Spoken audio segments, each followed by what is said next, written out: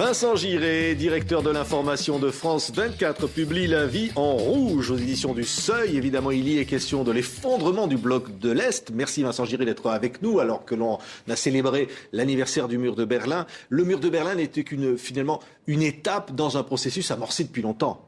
Oui, il y avait l'instauration de ces régimes communistes, c'est effectivement ce que raconte la première partie de notre livre, où on voit ces régimes grignoter les espaces démocratiques où ces pays sont souvent dans des états aussi très durs au lendemain de la guerre, et les soviétiques poussent leur avantage puisqu'ils ont libéré cette partie de l'Europe. Et puis il y a ce face-à-face, l'entrée dans la guerre froide, cette division de Berlin puisqu'il y a une mésentente entre les alliés et puis finalement ces deux blocs se font face dans cette ville, au cœur de cette ville. Et puis voilà, en 61, il est décidé de construire ce mur. On construit au mois d'août ce mur de Berlin, et c'est presque un soulagement international. Oui, il y a une sorte de lâche soulagement, pour reprendre un mot qui a servi en d'autres occasions, notamment lors des accords de Munich. Il y a l'idée qu'à un moment donné, le risque d'une guerre, y compris d'une guerre nucléaire, est fort, et finalement, il vaut mieux un mur que la guerre. C'est ce qu'on entend aussi comme petite musique au sein des dirigeants du monde de l'Ouest, américains compris. Et puis ensuite, il va y avoir, cette reconquête qui va passer par Willy Brandt, par un Allemand, qui va être meurtri, comme le sont les Allemands à ce moment-là, par la séparation, cette balafre au cœur de la ville.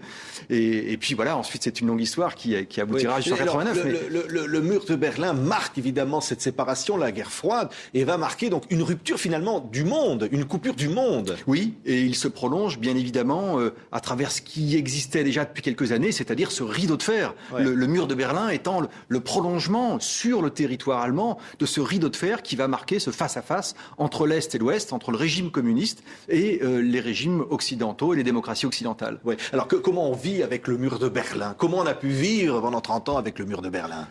On a vécu très difficilement, c'était un déchirement, bien évidemment, au sein même des familles, des rues. On l'a vu à l'occasion de toute cette commémoration.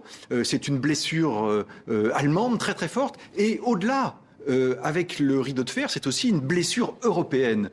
Ça, on le sent, on le voit, elle est moins marquée puisqu'il n'y a pas des familles d'un côté et de l'autre, mais il y a des pays d'un côté et de l'autre, il y a un tiraillement, il y a l'idée aussi que l'Europe est coupée en deux alors qu'il y a un héritage commun, un héritage politique, culturel, et cette séparation, c'est ça qui est le plus stupéfiant, c'est que cette séparation, dans les têtes, dans les esprits, elle paraît absolument éternel, infranchissable. Vincent Giré, il va y avoir évidemment la perestroïka, il va y avoir Prague, il y a un certain nombre de grands événements qui vont amener à finalement cet événement que va constituer la chute du mur de Berlin. Et pourtant, c'est presque une surprise. Oui, parce que cette blessure, ce rideau de fer, ce mur vont provoquer des secousses tout au long de cette période-là. En 53 à Berlin, et puis ensuite c'est 56 en Pologne et en Hongrie. Ensuite il y a les révoltes de 76 en Pologne, la charte 77 en Tchécoslovaquie, il y a un mouvement de solidarité avec la charte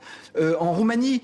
Il y a aux 80 en Pologne, bref, cette division, cette séparation et l'instauration de ces régimes communistes sont combattus, pas toujours par l'immense majorité, mais au moins par des minorités de plus en plus grandes, par une très grande majorité pour le cas polonais, mais encore jusqu'au dernier moment, on a l'impression que ça ne changera pas. Et même Honecker, le vieux leader, va jusqu'au bout, presque s'accrocher au pouvoir, jusqu'à être remplacé pour raison de santé. Jusqu'à la dernière minute, il faut ce voyage de Gorbatchev qui est absolument extraordinaire à revoir. D'ailleurs, quand on voit le président de ce qui est encore l'Union soviétique venir... C'est le baiser de la mort. C'est le baiser de la mort. Et où il dit cette phrase terrible, ce qui ne prend pas en compte les réalités du temps, sera dépassé, prend le risque d'être submergé.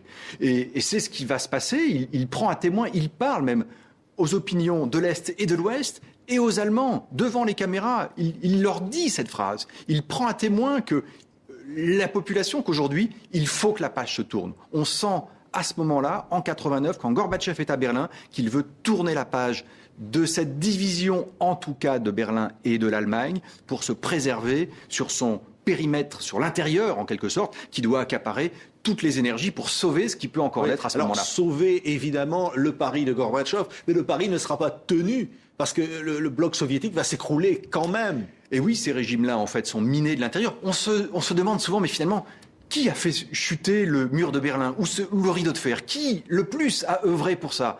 On peut dire que Reagan a joué un rôle important en mettant sous pression l'Union soviétique. On peut penser aussi que le système était en voie d'implosion et qu'il était finalement ce grand cycle révolutionnaire était au bout, que le régime communiste soviétique était en train de s'effondrer aussi de l'intérieur. Et il ne faut pas oublier non plus le rôle des dissidents. C'est ce que raconte d'ailleurs La Vie en Rouge. Oui. Le rôle des peuples qui vont courageux. C'est courageux parce qu'évidemment, on ne peut pas oublier ce que peut être le goulag, on ne peut pas oublier ce que peut être la déportation. Bien sûr, il y a eu tout cela, vous avez raison de l'évoquer, il y a eu beaucoup d'emprisonnements, il y a eu des gens courageux pour penser que même s'il n'y avait pas de certitude sur le changement du monde et de la division de l'Europe, eh bien, l'engagement valait le coup. C'est ce que Václav Havel a appelé le pouvoir des sans-pouvoir, des gens courageux qui vont à un moment donné penser qu'il faut penser dans la vérité et qu'il faut le dire et que ça peut créer comme une aile, comme un mouvement de domino qu'on a vu d'ailleurs à Berlin au moment du 20e anniversaire, ces dominos qui vont s'effondrer.